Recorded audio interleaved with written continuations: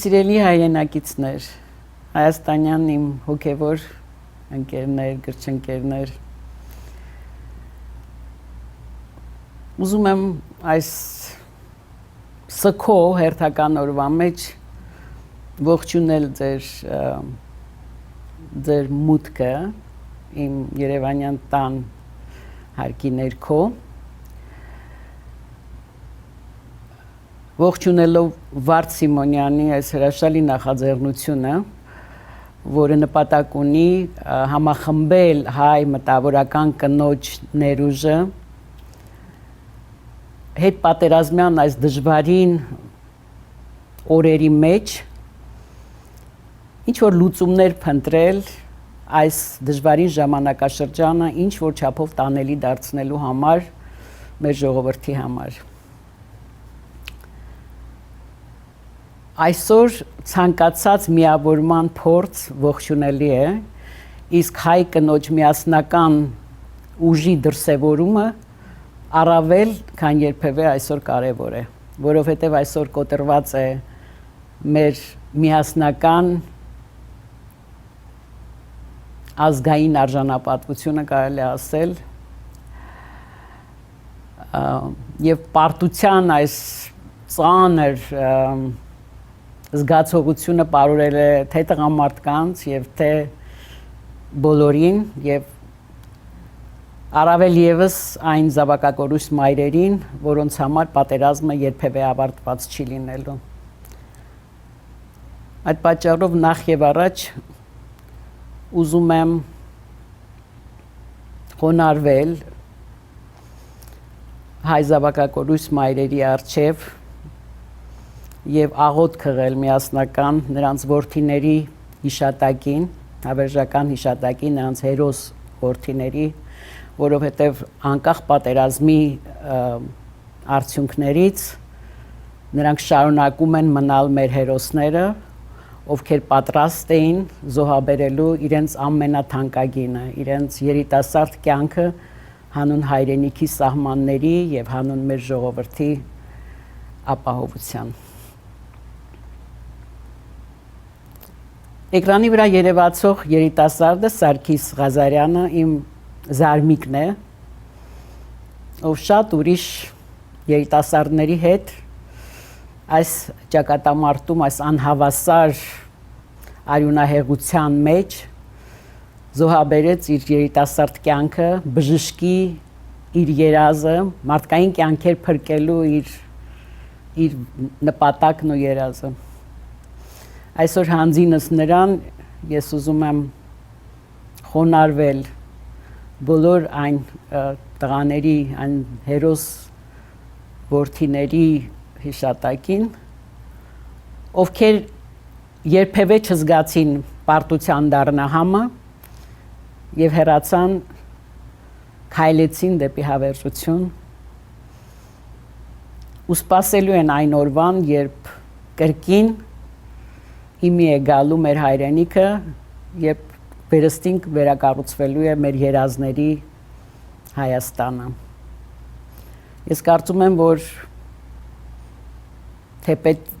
շատ ցավալի է կորուստը եւ պարտությունը շատ դառն է, բայց պետք չէ երբևէ հրաժարվել մեր երազային հայրենիքի իրագործման երազից, որպեսզի երբևէ անտեղի եւ անիմաստ չթվա այս երիտասարդների զոհաբերությունը, որպեսզի նրանց մայրերը երբևէ չկասկածեն իրենց զավակների կորստյան պատճառի կարևորությանը։ Եվ այդ առումով է, որ ցավալիորեն դժվար է տեսնել, թե ինչպես պատերազմը մարտադաշտից տեղափոխվեց դեպի Երևանյան փողոցները, թե ինչպես սքո այս ազգային սքո ծեսը, այս ողբերգությունը ինչ որտեղ շղարշվեց քաղաքական կոչերով, որը ես կարծում եմ, որ անարգանք էր ինչ որտեղ մեր զոհերի հարազատների նկատմամբ եւ մեր զոհերի հիշատակի նկատմամբ, որոնք իրապես իրավունք ունեին լինելու բոլորի հույզի կիզակետում այս օրերին։ Եվ ցանկացած կոչ, որ պիտի հնչեր այսօր Երևանի փողոցներում, պիտի ծառայեր միայն միասնականության ոգին պահպանելուն, որը միակ բանն է, որ երբևէ կկարողանա մոխրից նորից վերականգնել մեր արժանապատվությունը, մեր երազը։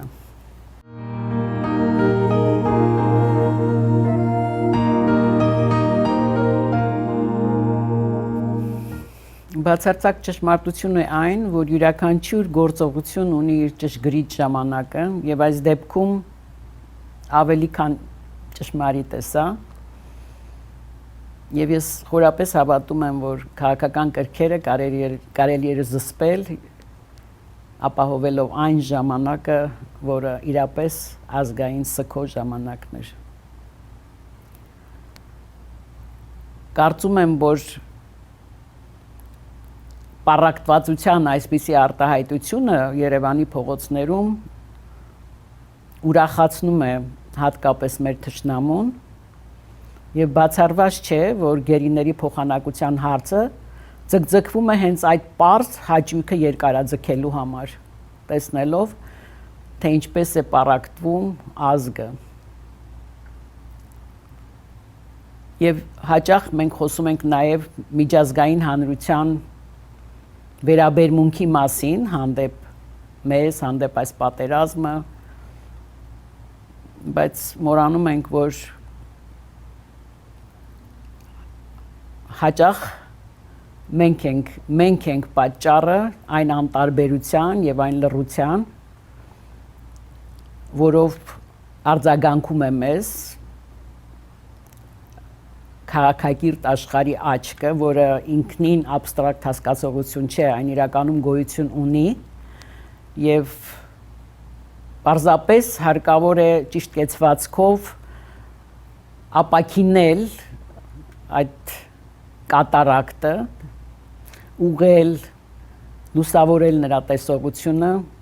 իսկ այն ինչ կատարվում է այսօր, գալիս է վերստին հաստատելու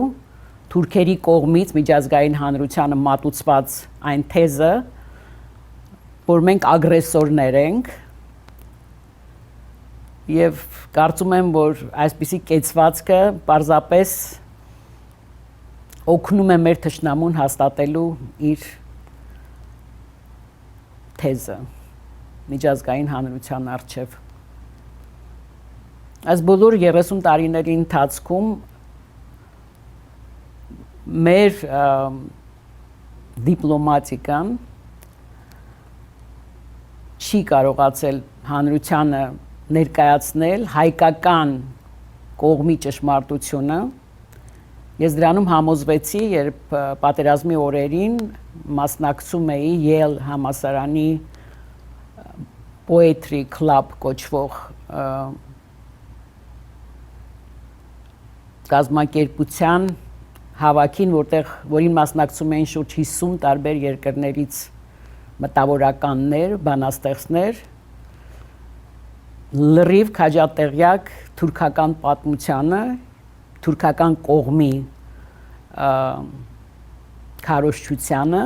մեր մասին եւ բացարձակապես անտեղյակ Արցախի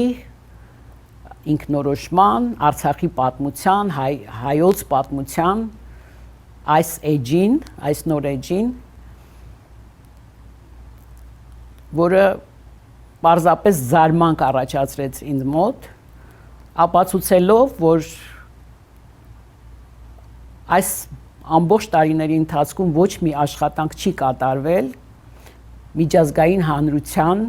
առջև օրինականացնելու վերադարձված տարածքները եւ կամ հիմնավորելու Արցախյան հարցի հիմնանյութը։ Ներկաները պարզապես զարմացած էին, երբ լսեցին այդ մասին, նրանցից շատերը պարզապես հեկեկում էին,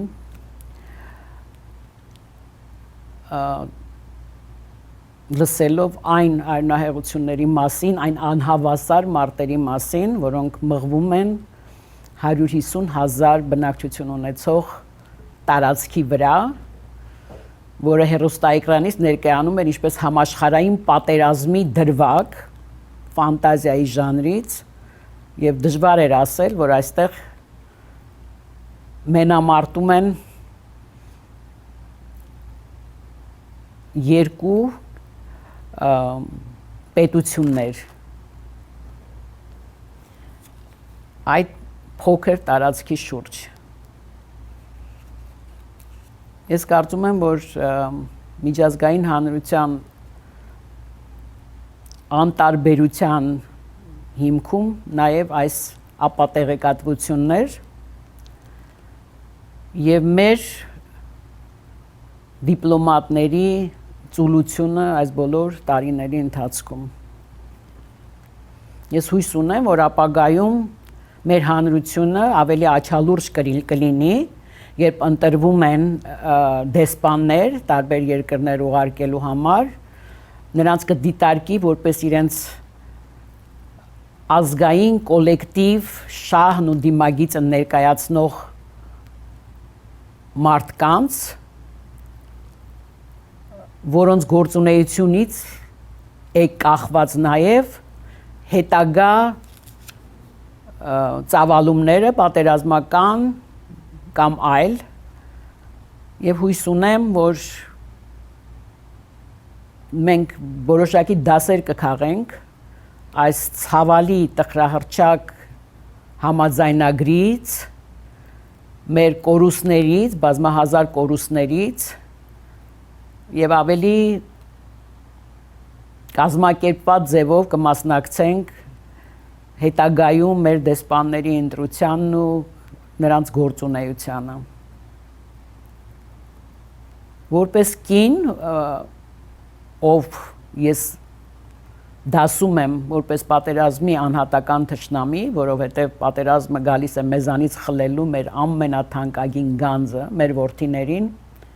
ես կարծում եմ, որ կինը ամենուրեք աշխարհում եւ այսօր հատկապես Հայաստանում պիտի իր արժեվ դնի այսուհետ միջազգային խաղաղապահպան կառույցների աշխատանքին մասնակից դառնալու, միջազգային օրենքի ուսումնասիրությանը, նոր դիվանագետներ պատրաստելու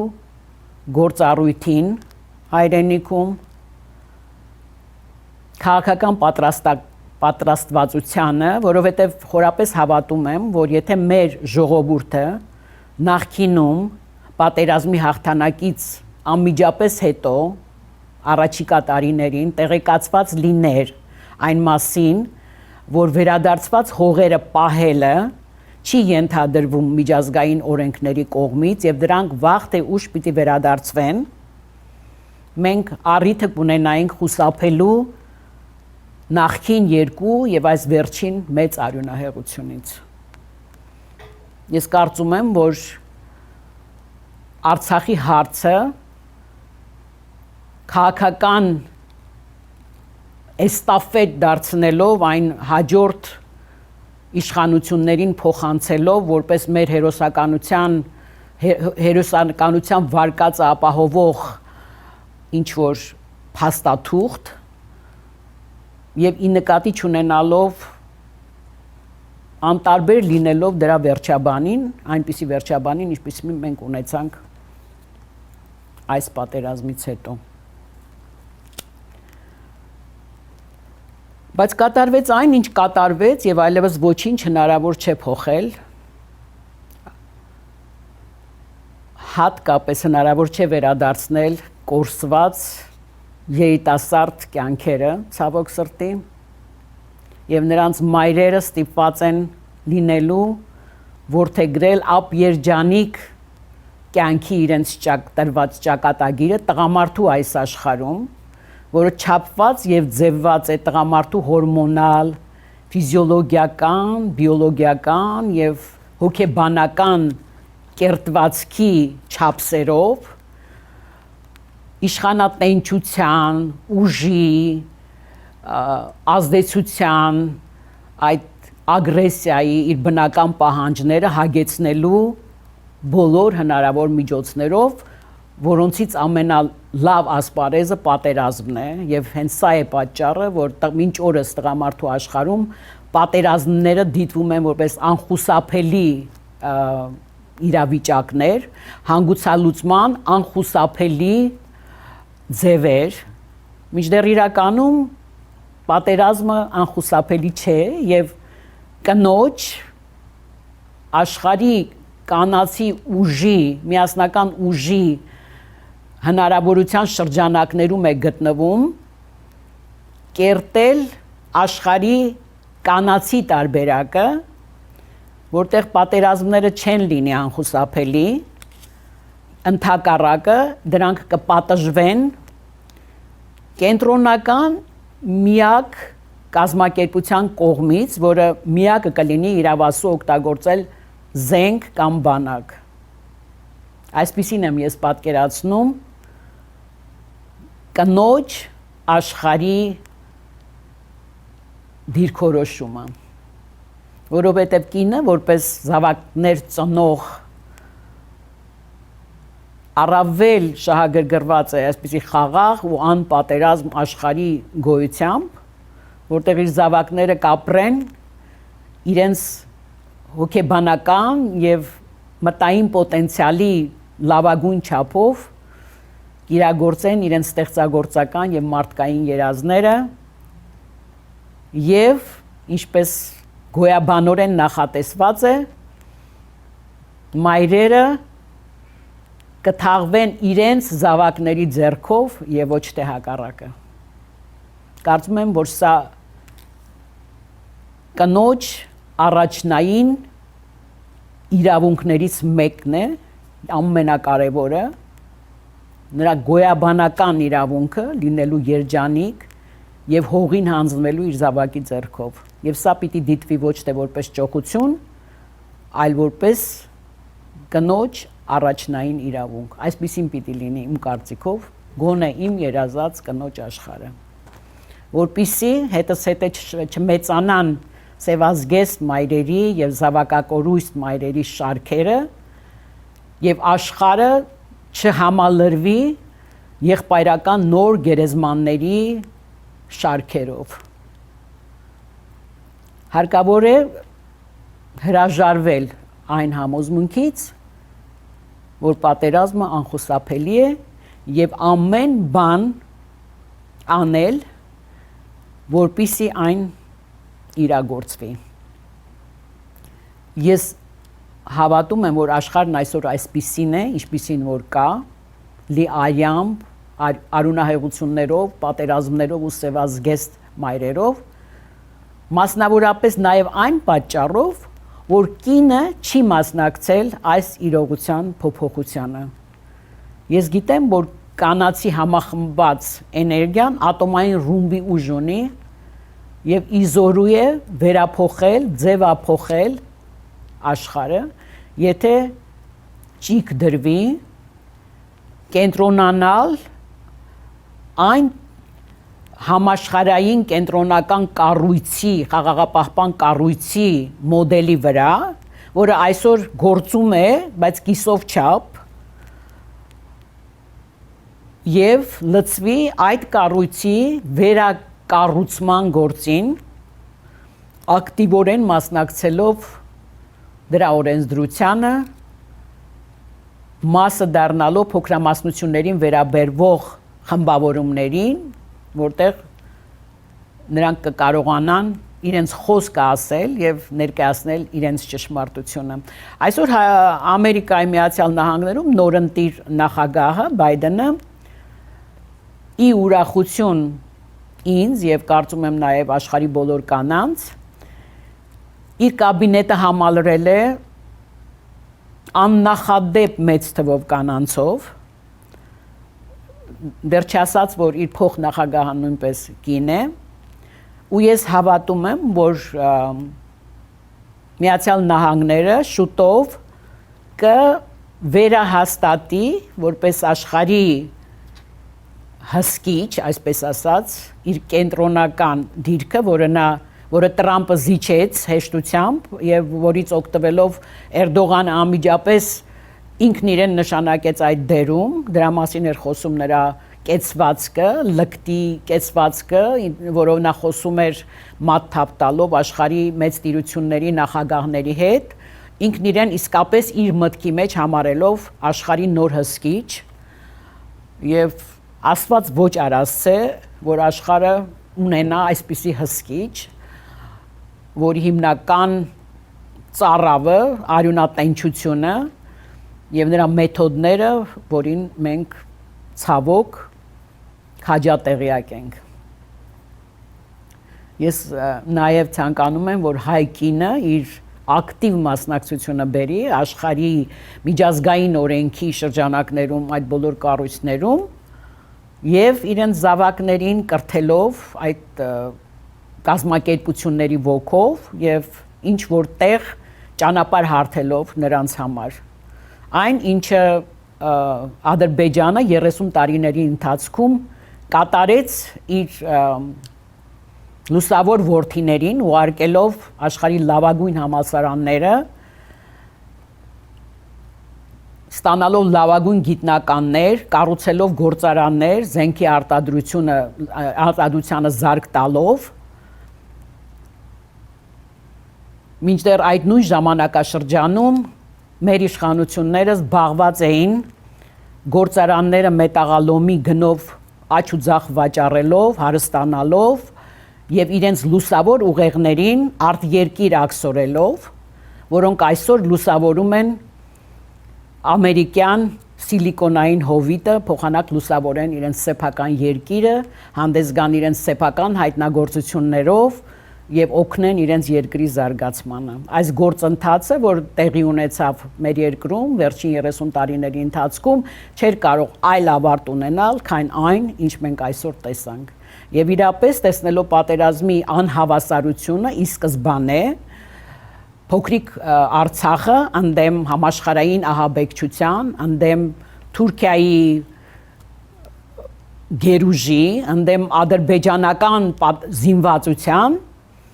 իհարկե ֆանտազիայի ժանրից կլիներ պատկերացնելը, որ մենք ունենք հաղթանակի ինչ որ շանս, թեպետ հայի պես միշտ էլ բոլորս հավատացել ենք, որ ինչ որ վերին մի ուժով պիտի կայանա այդ հաղթանակը, որովհետև մենք հավատացել ենք դրան, որովհետև մենք արդար ենք, որովհետև արդար է մեր կռիվը, որովհետև մենք խաղաղասեր ժողովուրդ ենք եւ վստահել ենք, որ ինչ որտեղ Աստված կգնահատի այդ ամենը եւ ինչ որ մի հրաշքով մենք հաղթական դուրս կգանք։ Կարծում եմ, որ իրապես միայն հրաշքով էր հնարավոր հաղթական դուրս գալ այս արյունահեղությունից, այս անհամաչափ արյունահեղությունից։ Ի վերջո արյունահեղությունը ընդհատվեց Ռուսաստանի ջանքերով, որի համար չի կարելի երախտապարտ չլինել, թեպետ մենք ունենք դաշնակցային պայմանագիր, բայց այստեղ եւս մեր իշխանությունները զլացել են Արցախը որպես Հայաստանի մաս ներառելու դաշնակցային պայմանագրի մեջ, որը կհեշտացներ ավելի կանուխ, ավելի վաղ Ռուսաստանի միջամտությանը, սա եւս մեկ այլ դիվանագիտական բաց թողում է, որի համար մենք շատ ծանր հատուցեցինք։ Ինչ որ տեղ դաշնակցային հարաբերությունները, ընկերային հարաբերությունների հետ շփոթած մեր իշխանությունները ծուլացել կամ անհրաժեշտ չէին համարել այն ներառել պայմանագրի մեջ։ Ու թեպետ Ռուսաստանը ունի իր սեփական շահը այս երակողմ համաձայնության մեջ, բարեբախտաբար մեր շահերը ինչ որտեղ համընկնում են իրար եւ այդ միջամտությունը փրկեց մեզ առավել մեծ արյունահեղություններից։ Պատերազմական իրավիճակի մեջ ճշմարտությունը միայն տվյալ կոնկրետ պահի մեջ է գտնվում իրավիճակների, ժամանակի, երկխոսության եւ մնացած այն բոլոր տարբեր շերտերի, որոնք մենք իզորու չենք տեսնելու կամ զգալու եւ ցանկացած վճիռ, որ կայացվում է այդ պահին, ճշմարիտ է այդ պահի ճշմարտության ու իրականության համար եւ շատ դժվար է պարզ մարդու համար եւ մինչեւ իսկ քաղաքական գործչի կամ վերլուծաբանի համար գտնել թե որը կլիներ ավելի ճիշտ անել, որը կլիներ ավելի ազգային շահին համապատասխանող եւ որը ոչ։ Այս դեպքում հարկավոր է պարզապես վստահել առաջնորդի միտումին, հավատալ, որ նա իր մտքի մեջ ունեցել է լավագույնը, զոհերի հնարավորինս փոքր թիվը եւ արվել է այն, ինչ մարդկայնորեն եւ ըստ իրավիճակի հնարավոր էր անել այդ պահին եւ չշտապել, պիտակավորել եւ ինձ չափազանց մեծ ցավ է պատճառում այն հեշտությունը, որով որոշ քաղաքական գործիչների շուրթերից հնչում է դավաճան բառը, այդ բառը մինչև իսկ այս պահին արտաբերելիս ես ցնցում եմ զգում ներքուստ, ինչպիսի պատասխանատվություն է պահանջվում այն արտաբերելու համար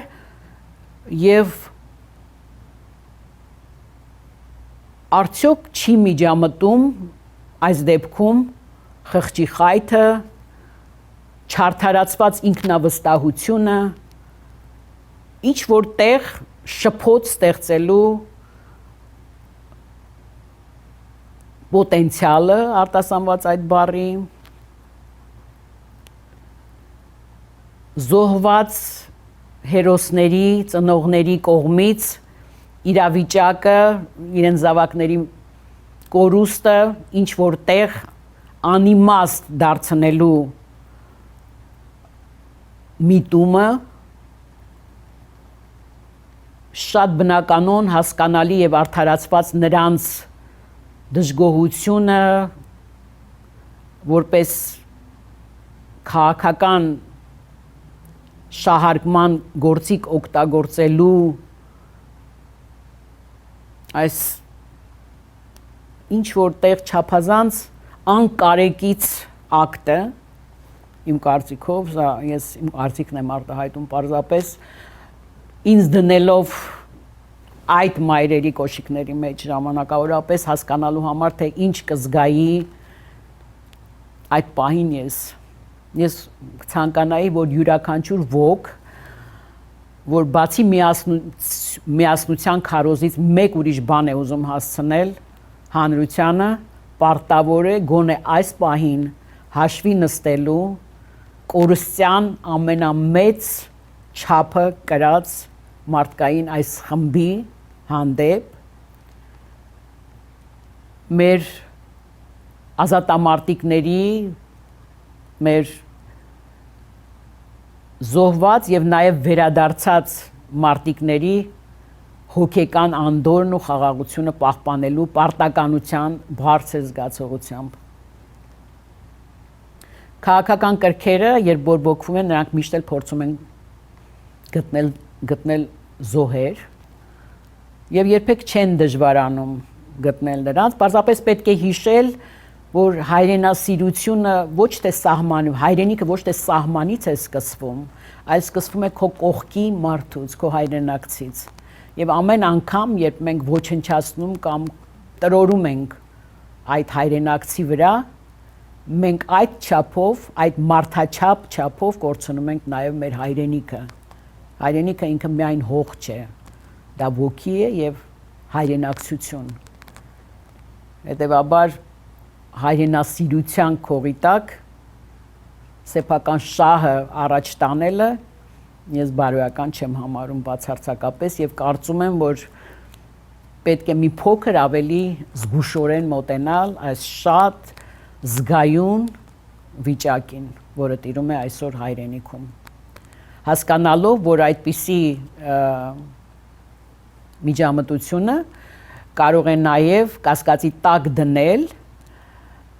Սփյուռքում պատերազմի տարիներին զարգացած միասնականության, հայրենանվիրության այն հիասքանչ ալիքը, որի էներգիան կարելի կլիներ օգտագործել ծովից ծով Հայաստանը փոխարինելու համար օվկիանոսից օվկիանոս ձգվող վիրտուալ հարուստ ու հպարտ հայրենիքով, մինչդեռ այսպիսի շահարկումները վտանգում են նաև այս միասնականությունը, որը ընդդեմ է գործում մեր հանրային շահի։ Ես չեմ ուզում սուր բառեր օգտագործել այս գործողությունների համար, բայց կարծում եմ, որ յուրաքանչյուր ոք պետք է պատասխանատու լինի այս միասնականությունը ամեն գնով պահպանելու, այս հավաքված հզոր էներգիան անտեղի չհողակցելու, եթե իհարկե նրանց մտքում գտնվում է ազգային շահը, այլ ոչ սեփական, քաղաքական նկրտումները, վրեժի զգացողությունը, մերժվածությունը եւ այլն, որոնք նույնպես մարդկայնորեն հասկանալի է, բայց այս դեպքում չեմ կարծում, որ ներելի է, որովհետեւ կորստյան տակ է գտնվում, վտանգի տակ է գտնվում ամենակարևորը մեր միասնականությունը,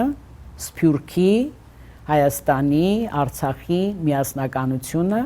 եւ այն հնարավորությունների բազան, որը միայն պիտի ծառայի մեր երկիրը վերականգնելու, մեր վիրավոր ազատամարտիկներին բուժելու, նրանց կյանքի պայմանները հնարավորինս տանելի դարձնելու համար եւ յուրաքանչյուր ակտ, որ կարող է վտանգել այս համագործակցությունը, կասկածի տեղիք տալ, պարզապես ուղղված է ընդդեմ հենց այս մարդկային խմբերը, որոնք մեծագույնս են պատժվել եւ կորցրել այս պատերազմի ընթացքում։ Այսօր յուրաքանչյուր ոք հայրենիքում թե արտերկրում պիտի մտածի այս խմբի զավակակորույս մայրերի, ընտանիքների, գաղթականների, նրանց կորած տների, նրանց կորած երազների վերականգնման համար։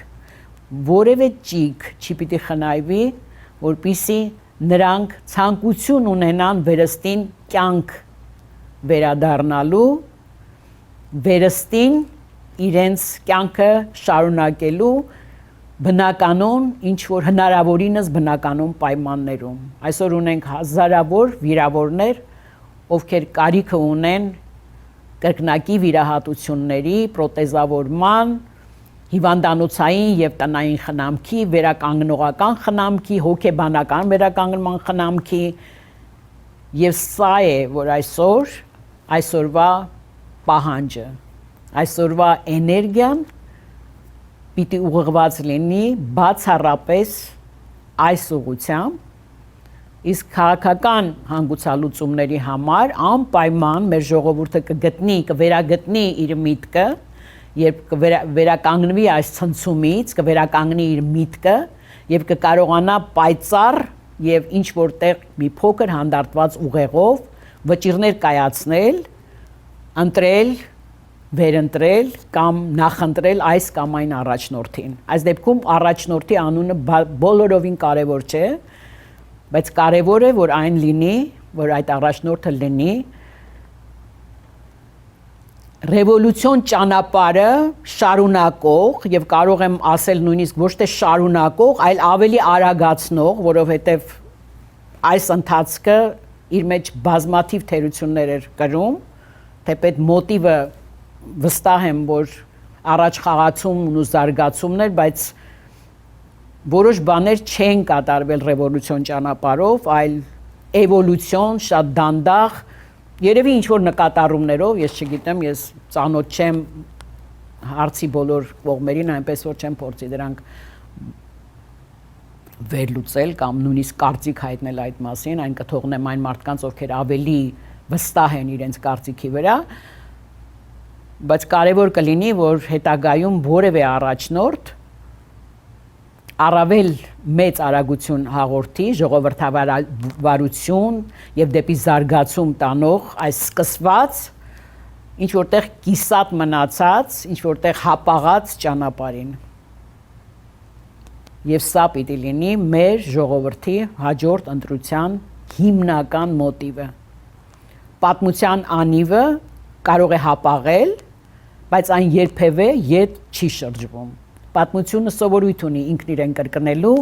եւ մենք դա տեսանք հենց մեր օրինակով, որտեղ միևնույն թշնամին, միևնույն միտումներով, միևնույն քաղաքակիրթ աշխարհի աչքի առջև կատարեց իր միևնույն գործողությունը, սակայն պատմության անիվը մշտապես առաջ է շարժվում, այն երբևէ ետ չի շարժվում։ Այս միտքը հարկավոր է ֆիքսել եւ պարզապես թույլ չտալ, որ այն հետ շարժվի։ Իսկ դեպի առաջ կշարժվի ում միջոցով, դա արդեն կլինի ժողովրդի ընտրությունը։ Եվ ես վստահ եմ, որ միասնական իմաստությունը մեր ժողովրդի կհաղթահարի նաեւ այս դժվարին խնդիրը այս պահին, պարզապես նրան ժամանակ է պետք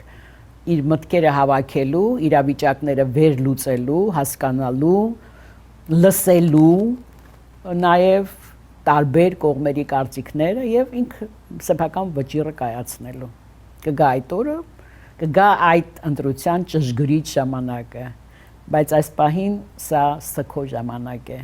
Սա միմյանց ուսի վրա լաց լինելու, միմյանց կարեկցելու, միմյանց հույս ու հավատ ներշնչելու ժամանակ է։ Եվ մեր ժողովուրդը արժանի է այդ ժամանակին։ Պետք է տալ նրանց այդ ժամանակը։ Դա ամենակիչն է, որ մենք այսօր կարող ենք անել նրանց համար։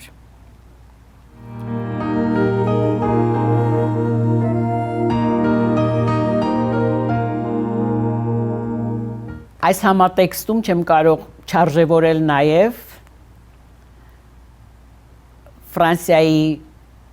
նախագահ Էմանուել Մակրոնի եւ ընդհանրապես ֆրանսիացի ժողովրդի եւ քաղաքական դաշտի վերաբերմունքը մեր ժողովրդի նկատմամբ Արցախի ինքնորոշման ճանաչումը այնպիսի հրատապությամբ, որ միայն հարազատը կարող էր անել, խորապես մարդկայնորեն եւ ազգիս անունից իսկապես շնորհակալ եմ այդ նախաձեռնության իրագործողներին եւ վստահ եմ, որ այդ արվեց նաեւ օրինակ ծառայելու համար միջազգային հանրությանը եւ առավել եւս վստահ եմ, որ միջազգային հանրությունը սա դիտարկելու է որպես օրինակ եւ փորձելու է ինչ որտեղ ընդօրինակել այն։ Հույս ունեմ, որ այդպես է լինելու։ Անկախ քաղաքական որևէ իրականությունից, լինի դա ժողովրդավարություն, սոցիալիզմ, թե այլ բան, ամեն ինչ կախված է մարդու քաղաքացիական դիրքորոշումից, նրա մորալ հոգեկերտվածքից, նրա հարգանքի մակարդակից հանդեպ յուրայինները իր հայրենակիցը։ Այնպես որ շատ առումներով երբեմն ժողովուրդը հոգեբանորեն պատրաստ չէ ժողովրդավարության, բայց մեկ այլ ֆորմատի մեջ կարողանում է դրսևորվել եւ ամեն դեպքում չէ, որ պարտությունը նշանակում է վերջ, կարող ենք դիտարկել Գերմանիայի օրինակը, հզոր Գերմանիայի պարտությունը, որից հետո նրանք ստացան ավելի կատարյալ Գերմանիա առանց ֆաշիզմի եւ այսօր ունենալով կյանքի ամենահարմարավետ պայմանները, ինչպես նաեւ Իսրայելը, որը ցեղասպանությունից վերապրեց, կերտելով իր երազների հայրենիքը, այսինքն ինչ որտեղ հեքիաթը դարձնելով իրականություն, մինչդեռ մենք մեր իրականությունը հետս հետո վերածում ենք հեքիաթի։ ունենալով ազգային ծրագիր, ոչ թե 24 ժամվա համար, ինչպես եղել է մեր մոտ ընդհանրապես, այլ առաջիկա 10, 20, 30 տարիների համար, որի օրինակին իսկապես կարելի է հետևել ստեղծելու համար այն հայրենիքը, որը մենք ուզում ենք ստեղծել։ Մենք ունենք օրինակներ այսպիսի։ Եվ քիչ չեն դեպքերը, երբ հաղթական երկիրը իր հաղթական զորավարների շվայտության պատճառով վերածվում է քաոսի եւ ամենաթողության մթնոլորտ է ստեղծվում երկրում։ Այսինքն մեզանից է կախված, թե մենք ինչ կանենք մեր կորստյան հետ, ինչպես կվարվենք մեզ ճակատագրով տրված այս իրավիճակի հետ։ Ամեն բան դեռ առջևում է եւ ես վստահ եմ, որ մեր իմաստուն ժողովուրդը այս դեպքում կընտրի կյանքը եւ ոչ թե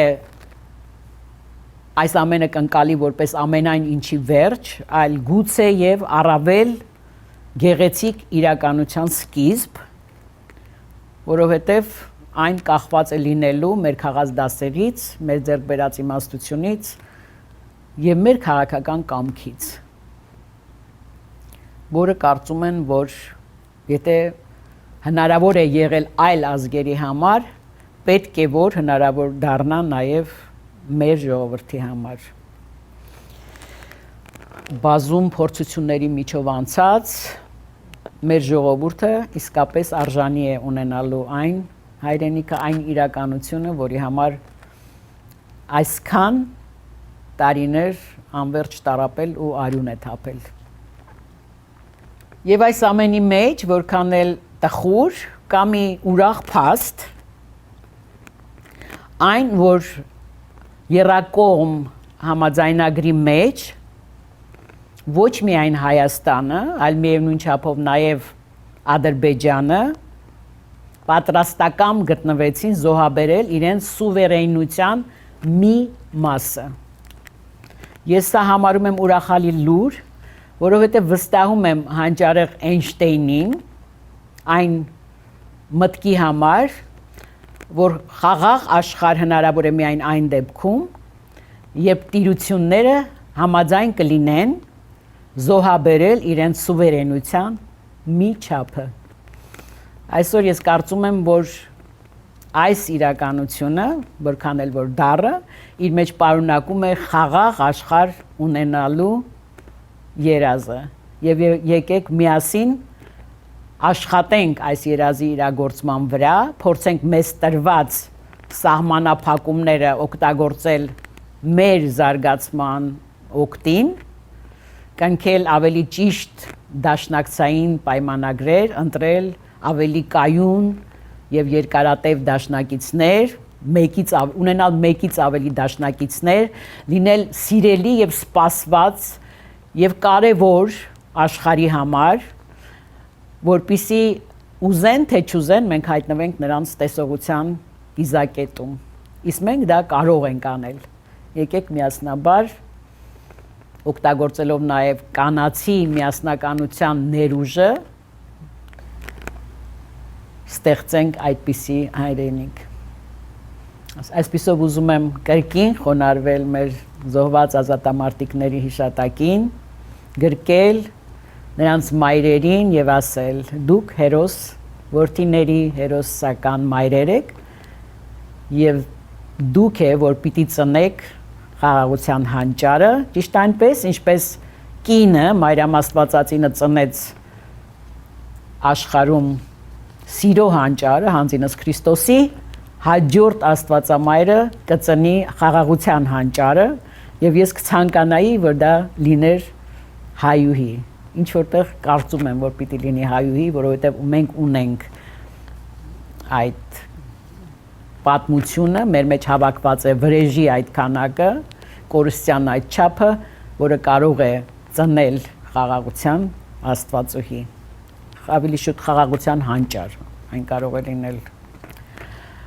Ես ուզում եմ այս մտքով հրաժեշտ տալ ձեզ գրկել, համբուրել բոլորիդ եւ ասել, որ մենք միասնաբար կստեղծենք մեր երազների հայրենիքը։